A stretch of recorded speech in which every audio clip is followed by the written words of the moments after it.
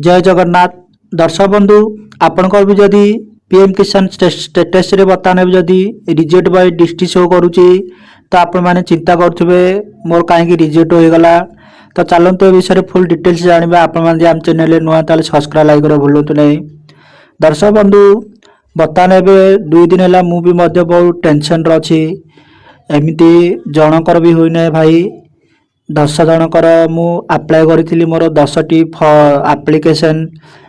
Reject by district show करुच्ची 2 दिन है मुझे बहुत ट्राए कर सोल्यूशन कौन आउ गोटे जो ऑप्शन अच्छी updation of self registered farmer एथिरे भी मध्य क्लिक करी जमीर विवरणी सब ठीक से भरिले जमी पट्टा भी मध्य अपडेट करिले किंतु से रिजेक्ट बाय डिस्ट्रिक्ट शो करिला।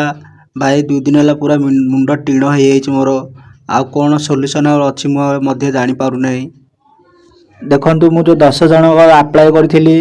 से मध्यरु 5 जनकर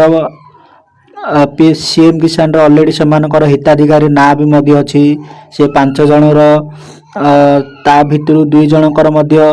ओरिजिनल पट्टा भी जमीर पट्टा भी मध्य अच्छी 2 जनक ना रे तथापि मध्य सेमानकर भी एप्लिकेशन रिजेक्ट हो जाइए।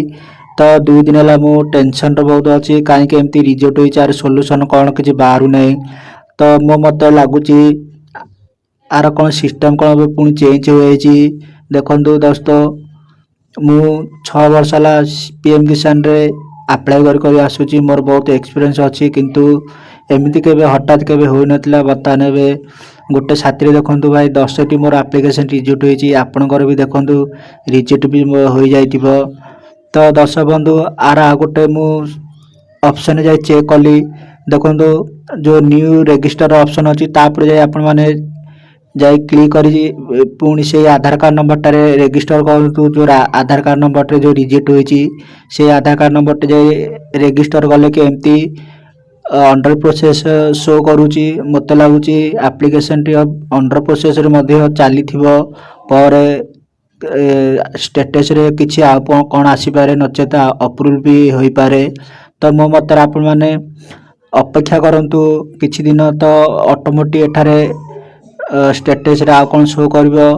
तो आपण मैंने अपेक्षा करंतु जदि आपण पाखर आ कौन सोल्यूशन अच्छी तो आपण मैंने कमेंट निश्चित जनातु समस्ते जानिले ही आर सोल्यूशन किसी बाहर मु बहुत ट्राए कले 2 दिन है आर किसी सोल्यूशन बाहर नहीं जदि मो पाखे सोल्यूशन जब बाहर आपण निश्चित जनइबी आपणकर भी जदि एमती रिजेक्ट हो जाए तो आपण निश्चित कमेंट जनातु। आपण मैंने आम चैनल नुआ ताले सब्सक्राइब लाइक कर भूलु नहीं। जय हिंद।